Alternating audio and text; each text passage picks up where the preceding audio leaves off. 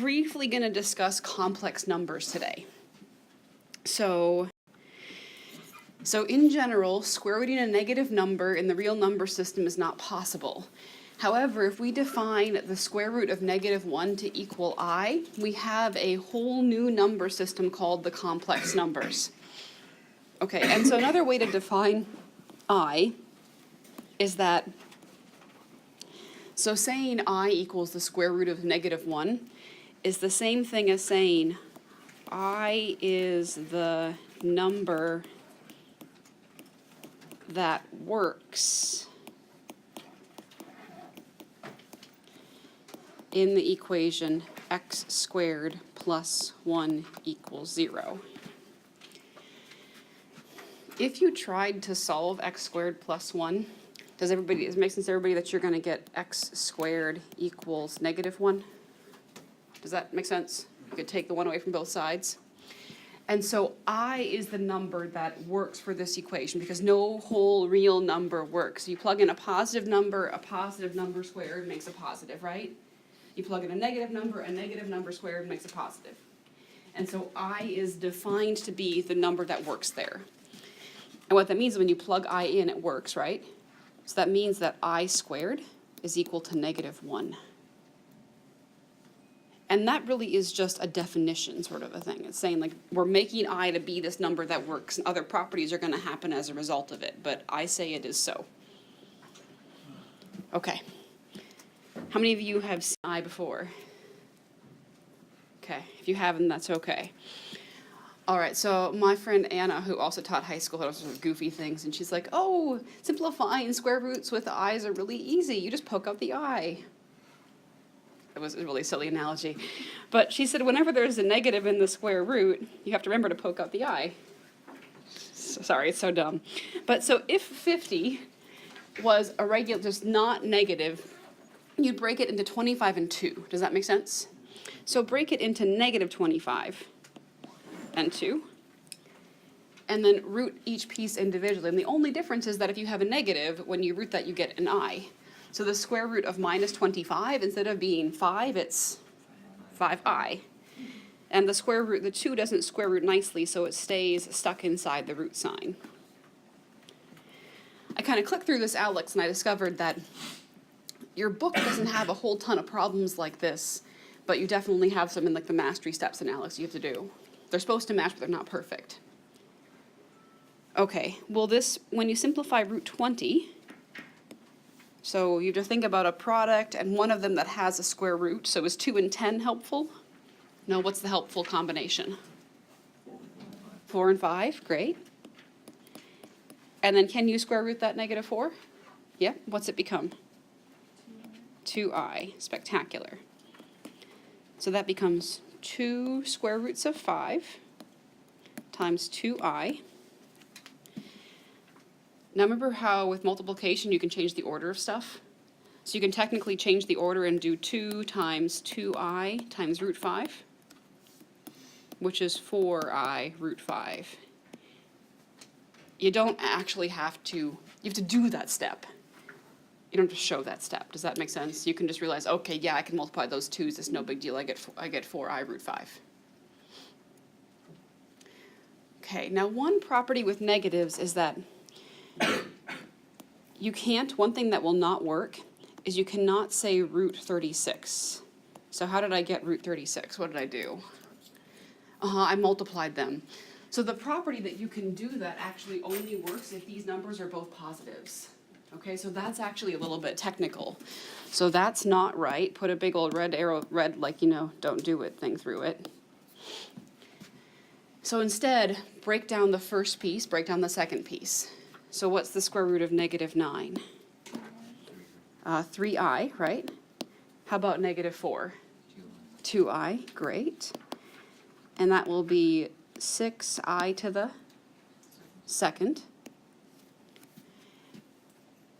And remember in that previous slide how I was saying, oh, I is the number that works in that equation, and then by definition that implies that I squared has to equal -1. Okay, so that means that this actually is 6 times -1 or -6. Couldn't you just use the 36 and then just add a negative? You could use the fact that you have 36 and add a negative as long as you knew to do that. But I would say a typical student would multiply those together and would get rid of the negatives and would think, oh my gosh, it's going to be, 6. So I would suspect that now that you've seen it, sure, you could sort of recognize that as the pattern. But I don't think that I think that most people wouldn't have done that. Does that make sense? Okay, so that's the technical thing. I's are kind of like variables, but they're a little bit funky because you don't say x squared equals -1, do you? No, so they're weird. It's a weird number system. It changes all sorts of stuff. Okay, so this is something called a complex number.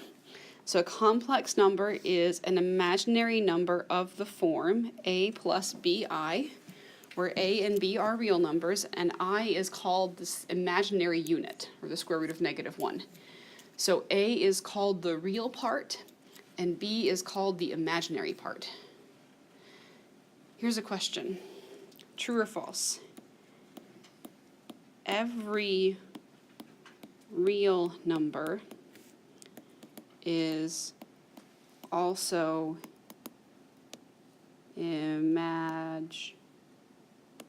I can't spell. That's fine. It's on me, imaginary. That's why I do your notes in late okay. So every real number is also imaginary. Don't answer yet, okay, so think about it. A number is imaginary if you can write it imaginary / complex. I should say complex, really. Complex is better. Okay. So every real number is also complex. So a number is complex if you can write it as a number plus b times I. Can you write whole numbers that don't have i's that way? Yeah. How would you write 5 with an I? 5 plus 0i. Does that make sense? So every real number is complex. So that is true. Is every complex is real? Is that true? No. No, that's not true. So for example, the number I, that's not a real number, right? Have you ever seen Venn diagrams? So you have the real numbers, and there's lots of those, right? They are a neighborhood, or they live inside of all the complex numbers. Like squares and rectangles. Yes, yeah, exactly. It's like squares and rectangles. Like this bigger box would be all the rectangles, and that littler box is the squares. Squares are more specific, rectangles are more general. Complex numbers are more general, real numbers are more specific. Where would the rational numbers live? Like all the fractions. Wouldn't they? They live inside the reals. Does that make sense? And then inside all those fractional numbers lives like the integers, all the counting things plus the negatives, right? So it's kind of like this nested set. It's like those kids' toys where you stack them on top of each other and they fit inside of each other, just with like number systems. What happens when you take the absolute value of I am not 100% sure, because the thing is, as a PEMDAF, I think it just might work out to be the absolute value of I. I think there's nothing you can do with it, really. But I'm not positive. I don't think you can get the absolute value of an imaginary number. Yeah, I think that there's just sort of nothing you can do with that, because that's like distance from 0. You could absolute value, say like, -3i, and you would get 3i. I think that's probably okay, but I mean, I'm not sure. I've never seen absolute value in conjunction with I at all, so I think it doesn't actually matter. At least not for us right now. Okay, so just tell me what is the real part, what is the imaginary part, and we're also going to find something called the conjugate, which we've actually found before, but not for i's. So the real part is the part that has no I. So what's the real part? 6. The imaginary part is, I probably shouldn't write I equals, right? M equals 7i. Okay. And now think conjugate. You're like, what the hecka?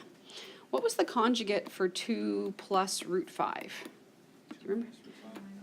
2 minus root 5. So i's are really expressions that have roots in them, aren't they? Because I really is a square root, isn't it? So if the conjugate of 2 plus root 5 is 2 minus root 5, what do you think the conjugate of 6 plus 7i is? 6 minus 7i.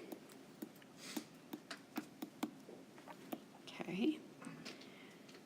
What's the real part of this one? -3. Mm-hmm. The imaginary part is, -8i. mm-hmm. And the conjugate is, -3 + 8i. great, -3 plus 8i. Now notice for conjugates, only the sign in front of the I is the thing that changes, not the first one, just that one. And we use that in the section in chapter R to rationalize denominators, right? We're going to use the same thing here to do division with i's. That's how you divide as you rationalize. It's the exact same process, just a little bit weirder. Okay, real part, imaginary part. So what's the real part here? 0. Mm-hmm. The real part is 0. I'm going to imagine I can spell. What's the imaginary part? -4i. -4i. And if you think about it as 0 minus 4i, what's the conjugate going to be? 0 plus 4i.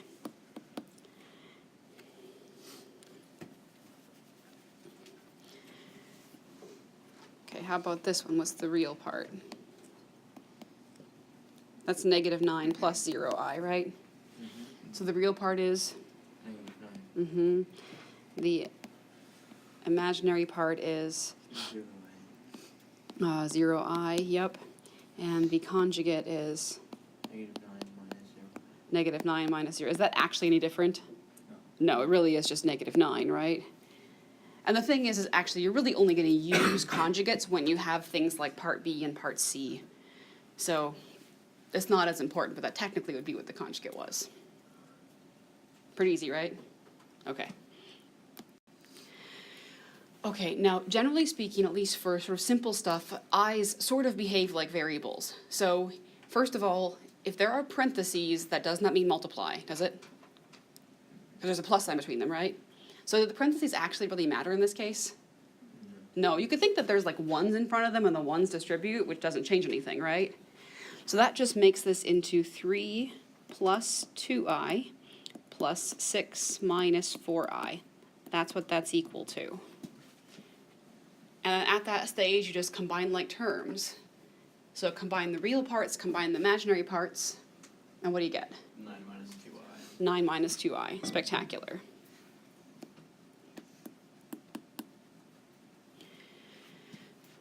So adding easy, subtraction a little bit more tricky, right?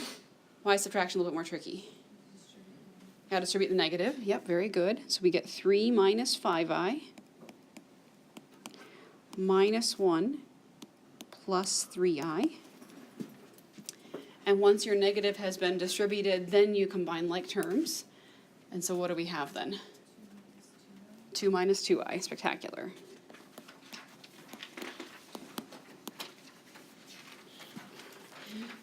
So, you could pull out the 2 if you wanted to. You could say 2 times the quantity 1 minus I. Yep, it's good to know how to go back and forth. I would never require that you did that. If you did that, I'm not going to take off points for you to like do something extra that's equivalent. Okay, so powering i's is where stuff gets weird, okay? Like, it's legitimately strange. You never, ever, ever have to, you never, ever, ever in your answers to things that have i's should have powers of I that are bigger than 1 because they can be simplified. Always. So we discussed earlier, what does I squared equal? -1, okay.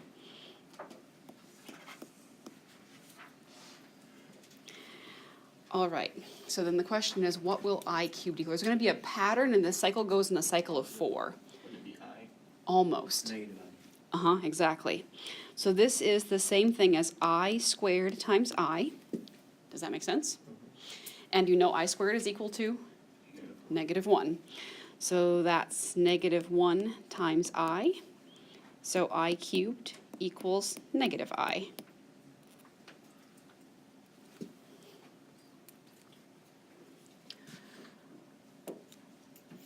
Okay, I to the 4th, there's many ways to break it down, but I think the easiest is to think about it as I squared times I squared. Does that make sense? You know I squared is -1, right? So you have -1 times -1. which is positive 1. So I to the 4th equals positive 1. Okay, and then I to the 5th, you're like, well, what do you think the best way to break that down is? I to the 4th times I would say I to the 4th times I. Does that make sense? You could also do I squared, and I, right? But you already know I to the 4th is 1, don't you? So that's just 1 times I. So at I to the 5th, you're back at I. So like you have, the previous letter to A, you have I, right? So it looks like the pattern goes I, negative 1, negative I, 1, and then back to I. Do you see that that's the pattern that's going to happen? What would I to the 6th equal? I to the 6th would be negative 1. I to the 7th is going to be here, right? And then I to the 8th, right? I to the 9th, and it's going to repeat. Does that make sense? They go in groups of 4s. And you're not going to work with i's explicitly very much in calculus other than to say that something has no solution. But the whole idea of pattern finding in a cycle of 4, that happens with some other function, but it does happen. Okay, so here's how you figure out, without having to do tons of breakdown, like I to the 17th. This is the one thing that is on your quiz that is not in the practice problems, because there were no problems in the book like this. But it's one of those things that you're tested in inside of Alex within this unit. So I break my promise a little bit, that will be on your quiz, okay? So make sure you know how to do it. All right, so I'll do this 2 ways. So I to the 4th was the easiest one, right? Does that make sense? So let's break this into I to the 4th, I to the 4th. How many I to the 4ths would I have? I think 4, yeah. And then a singular I, wouldn't I? So all the I to the 4ths they're each 1, right? So that will equal I. Does that make sense? Okay. Here's another way to do it. Take 17, divide it by 4. How many times does 17 go into 4? 4. Take it away, what's your remainder? 1. Notice that 1 is also the number of i's you had left over. Does that make sense? That tells you go through 4 full cycles, and then you have 1 left over. And if you think about, category 1 is I, category 2 is negative 1, right? Category 3 is what? Negative I, and category 4 is 1, right? If you get a remainder of 1, you're in this category. If you get a remainder of 2, you're in this category, right? Remainder 3, you're here, and do you ever get a remainder 4? If you divide by 4, you get remainder 0. Does that make sense? That's what this one is. So let's do example B. See, the problem is that number was a little bit small, right? But for 38, I have to write I to the 4th how many times? 9. Yeah. I guess I could write I to the 4th to the 9th, right? I don't want to write I to the 4th 9 times. Do you guys have a problem with that? Mm-hmm. No, I don't want to do it either. Okay, so take 38, divide in 4. So 4 goes into 38 9 times. 36, 2 left over. So 2 left over means you're in this category, right? So that means that this expression equals negative 1. You could also think, I have I to the 4th to the 9th. Those exponents multiply, right? And then I squared. That I to the 4th is just 1. 1 to the 9th is just 1. Same thing. All right, 47. All right, let's do 47 divided by 4. So the 4 goes into the 4 how many times? Well, I think 1. I think it might be 11.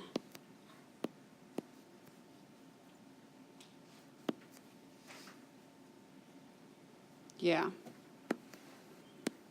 It's a remainder of 3. So that puts us in this category that equals negative I. There is also a little bit of another pattern that's going on, isn't there? If the power on the I is even, it has to be one of two things. Which two things would it have to be? If it's the power is even, it's either -1 or it's 1, right? If the power is odd, it's either I or -I, right? So what you'll use this for in calculus is if you do this thing called finding derivatives, you're going to be able to find a pattern for things that cycle. And that cycle also is a cycle of 4. But if a cycle went in sixes, what would you divide by? Divide by 6, right? And you look at the remainder and you say, okay, I've got group 1, 2, 3, 4, 5, 6. So it's the same kind of that generalizes. And I think pattern finding is a pretty useful skill. Okay. All right. Now I said pretty much the same as just, polynomial multiplication. So double distribution. It really helps to be systematic with stuff like this. So I would suggest fixing the 5 and multiplying that through to everything, and then doing the 2i. And then that method generalizes if you have more than one thing inside that first or second set of parentheses. Does that make sense? Okay, that's how they do it in Russia. Because that's what my husband tells me. So, but he's kind of like ridiculous, so. Okay.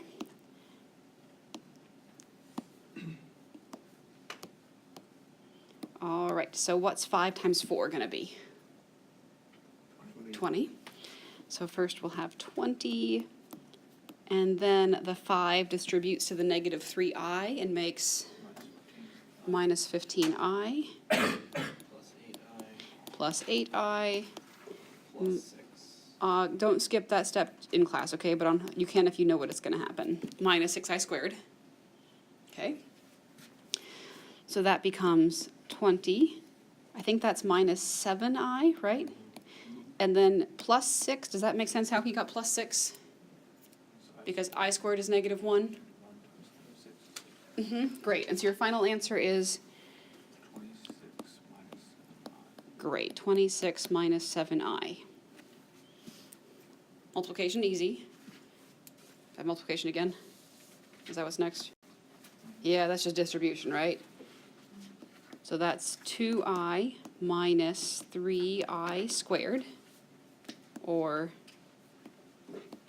2i plus 3. A picky person might want the 3 first and the 2i second. I don't care. I'm not a picky person. Yes? Sorry, I missed, what was the answer to the last one? I think it was. Okay, great. Is that one okay, Tani? I'm sorry. It's okay. No, it's totally fine. I'll stop and drink my coffee. I'm not opposed to coffee breaks. Don't forget to start recording again. I think I already did. Yep, it's going. But thank you for reminding me, because just in case. Does the notation matter what order you put it in? It really doesn't, because addition is commutative, right? So the order doesn't matter. The notation that your book gave you said that it says like a plus bi, and it puts the real number first, but it doesn't matter. Well, for example, like with polynomials, typically it's more. Typically, you put the biggest powers versus polynomials. That's just kind of convention, but it really doesn't matter. I don't care. It's not worth your time. Okay, we didn't do this one yet, did we? Now those two are special because they're conjugates. They're going to cancel out, and the question is how.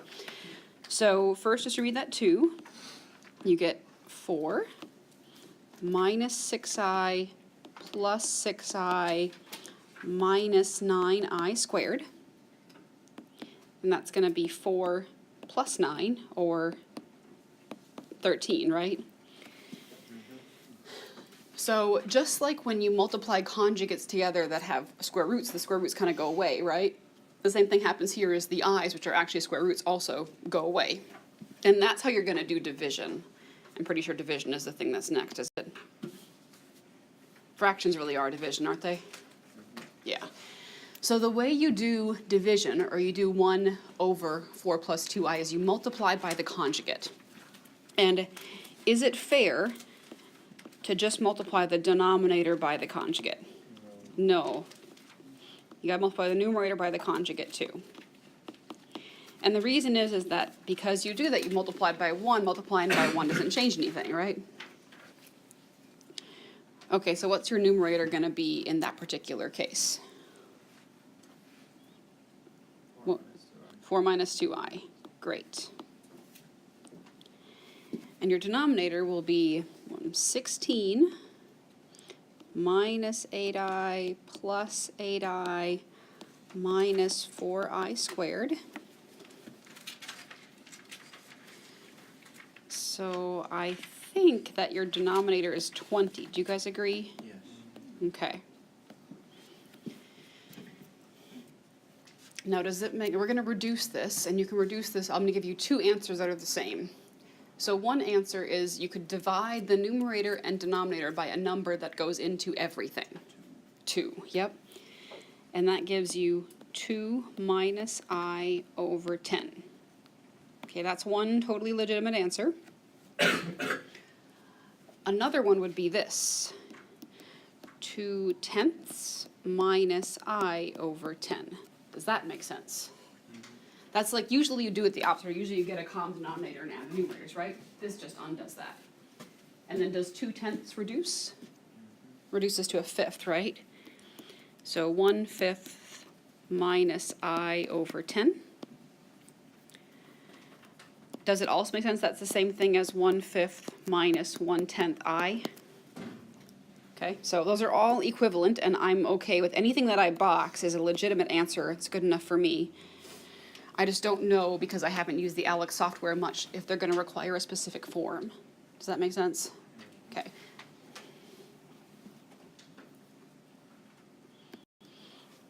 All right, this one, same idea. Which one do we multiply by the conjugate of, the numerator or the denominator?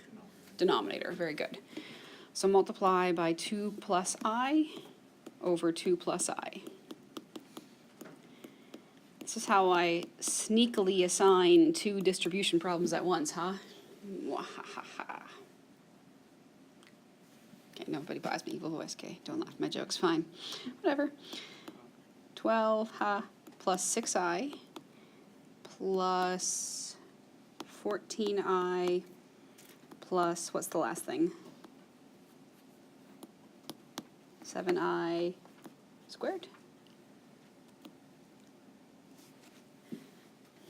Does that seem right to everybody? All right, expand the denominator, and what do you get?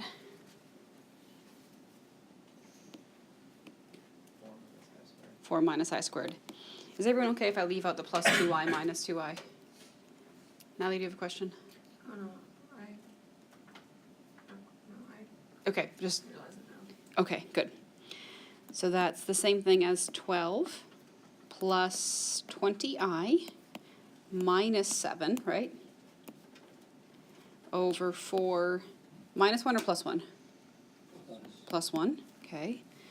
So that looks like 12 minus 7 is 6, right?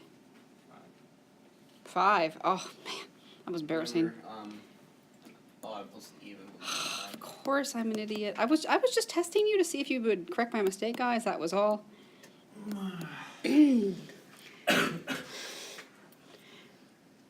Okay. All right, so 5 plus 20i over 5. Can you reduce that one?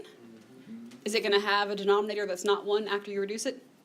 Nope. So it's going to be 5 divided by 5 is 1. And then 20i divided by 5 is 4i.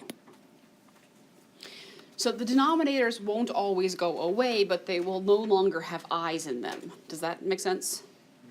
Okay, there will occasionally be numbers, but they will no longer have i's. All right, and this one is just like algebra on steroids. Okay, that's really all. You just got to be very careful and keep track of your work and not do too much in your head. I have to get in trouble. So now squared always gives students trouble because they just need to think about what it is at its most basic level. Squared means the base appears twice, right? Okay, so write that as 3 plus 2i times 3 plus 2i. That minus 6 can distribute, right? Comes negative, what, 6 times 3? 18. Minus 6 times 2. So minus 12i plus 13.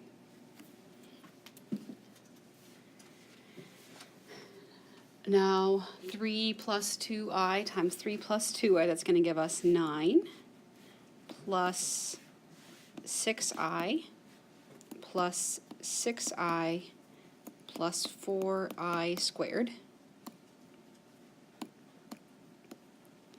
So that becomes this. Okay, can I just say negative 18 plus 13, that's negative 5, right? And then that minus 12i.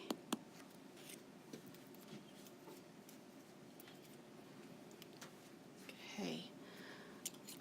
So when you combine like terms, we have 9 plus 12i minus 4 minus 5 minus 12i. Holy moly, what is that? 4. I think it's 0. 0. Yeah.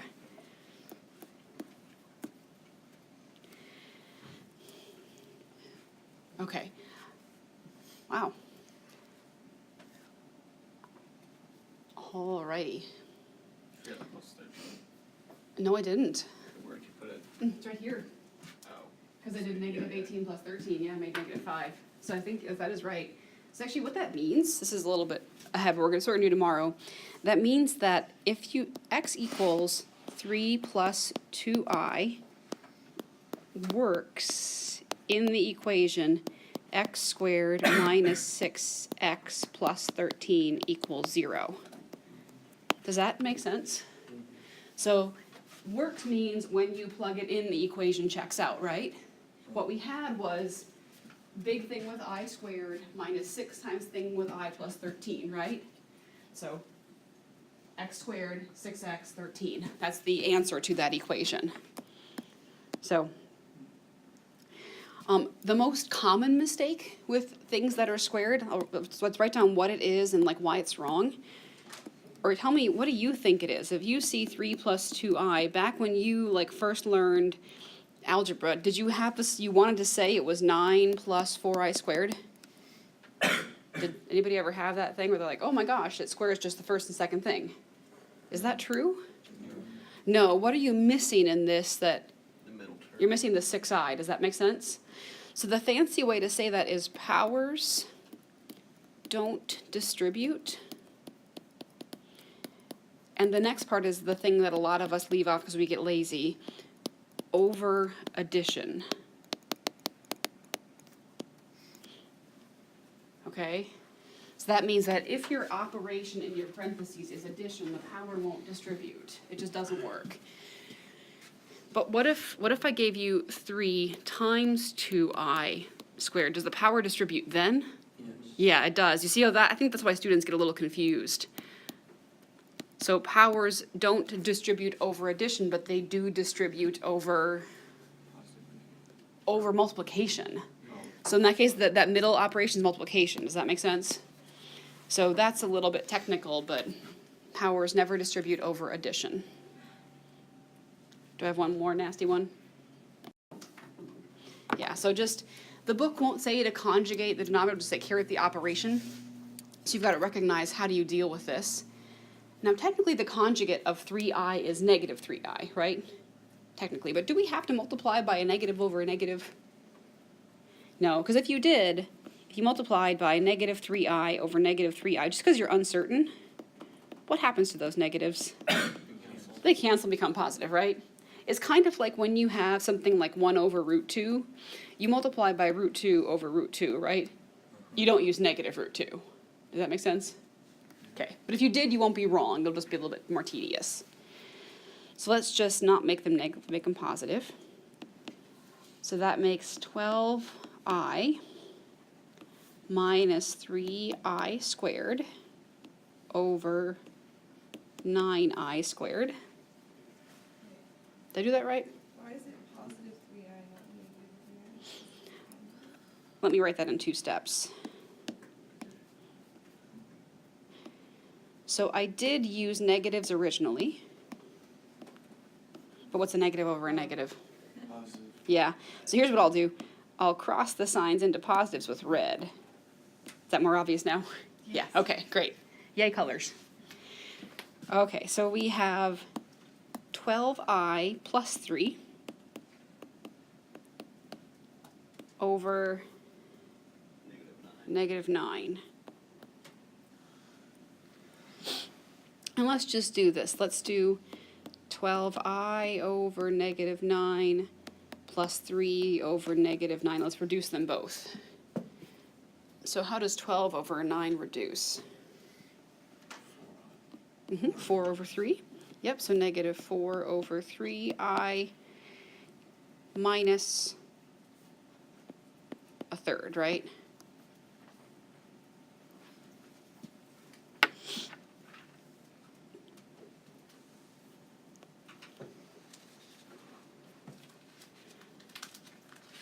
Was that the last one?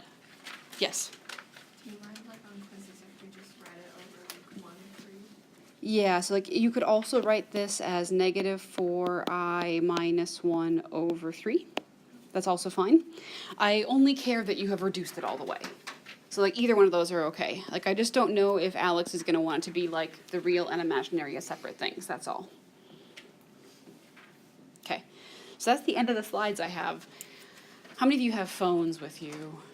Or a computer of some sorts. So I want you to do another one of those like progress checks to check and see how you're doing. If you don't have a computer, you could go and you could bring it back to me. But I want to look at, let me stop this quick. So